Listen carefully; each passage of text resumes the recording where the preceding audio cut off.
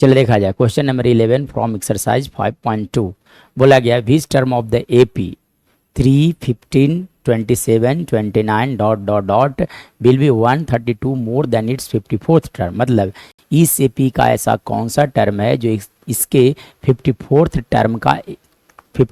Term से 132 ज़्यादा है। तो मैं सपोज कर लेता हूँ कि इस एपी का एनवा टर्म जो है इसके 54th टर्म से 132 ज़्यादा है। सो अब देखो टी एन, तो टी एन क्या होता है, फॉर्मूला लिखा जाता है A plus N minus 1 into D, that is equal to लिख सकते हो ए प्लस आप लिख सकते हैं यहाँ से 53 डी प्लस लिखा जा सकता है 132।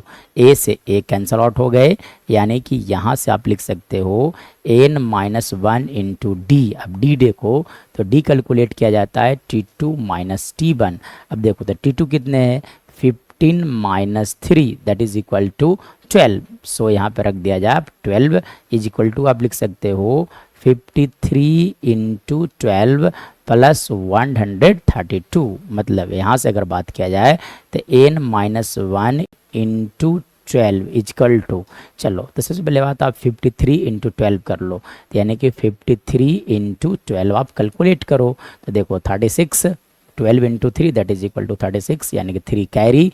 ठीक है, चलिए और आप यहाँ से लिख सकते हो 63 लिखा जा सकता है, यानी कि 636 प्लस लिख सकते हो आप 132। मतलब बात किया जाएगा तो n minus 1 into 12 equal to, यहाँ से मैं बात करूँ तो देखो 636 में आप 132 ऐड कर लो, तो ऐड करोगे तो कितना आएगा 6 प्लस 2 दैट इज़ 8, और यहाँ से 6 और यहाँ से लिख सकते हो आप 7, यानी कि लिख सकते हो आप 768। मतलब यहाँ से लिखा जा सकता है n माइनस 1 का वैल्यू 768 डिवाइडेड बाई 12। चलो आप जब इसे कैंसिल आउट करोगे तो कितने टाइम्स, 6 टाइम्स और 4 टाइम्स, यानी कि यहाँ से लिखा जा सकता है n माइनस 1 का वैल्यू आ गया 64।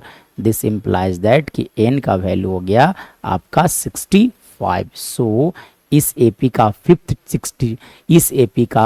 65th टर्म जो होगा इस एपी के 54th टर्म से 132 ज़्यादा होगा। सो 65th term is the right answer of this question.